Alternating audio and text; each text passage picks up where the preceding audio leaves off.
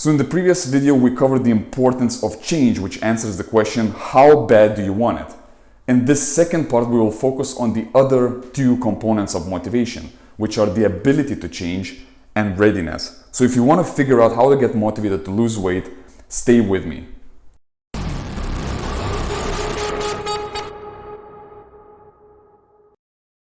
Once losing weight becomes as important as breathing, it is then necessary to develop self-confidence to ensure success. Confidence for change, or the ability to change, is the second key component of motivation. It is possible that you really want to get fitter and healthier through weight loss and better eating habits, but you have no confidence in your ability to succeed if you try. Maybe it's your 10th attempt at losing weight and you kept failing in the past, which had a negative effect on your self-esteem. This can be a distressing place to be in because you're well aware of the painful present reality but feel hopeless about changing. Low confidence can be an obstacle for high levels of motivation, especially if you're someone who had many unsuccessful weight loss attempts in the past. So how do we work on it?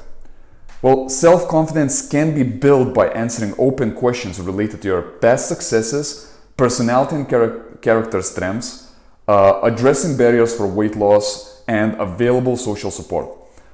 To start, the questions to ask yourself that could prompt the ideas are: when in your life have you made up your mind to do something and did it?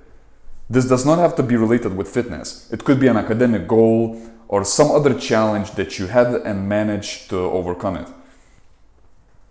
Try to elaborate on it by focusing on specific details, like what did you do that worked? How did you achieve this goal? Was there a specific preparation for it?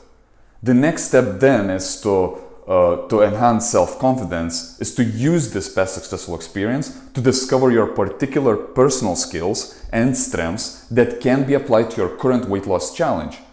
For instance, committed, dedicated, focused, optimistic, and so on. So the question to start asking yourself could be something like, what personal strengths do you have that would help you to succeed?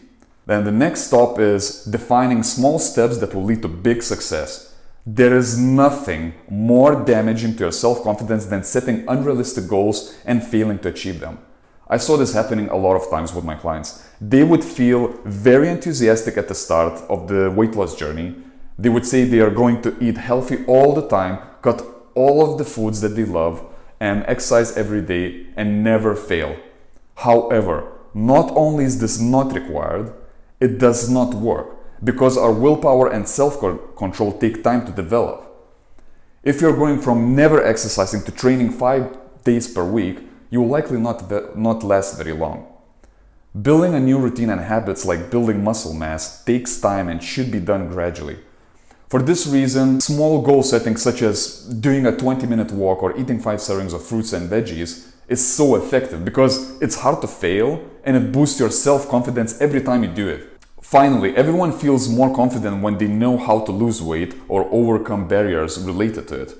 Knowledge, strategy, and resources all have an effect on self-confidence.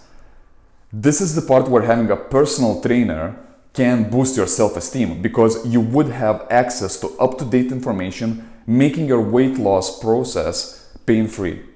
All in all, when weight loss becomes highly important to you and you feel 100% confident that you can, you're very likely to start taking action towards achieving your goal. However, it might be the case that you're not ready to change, which brings us to the final component of motivation. That is readiness, a matter of priorities.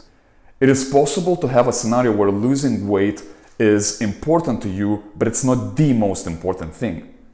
Maybe you have a new project at work, or a deadline for your assignment at uni, or issues in your personal relationships. Stressful and busy circumstances like these might not be the best time to test your discipline and stick-to-itness.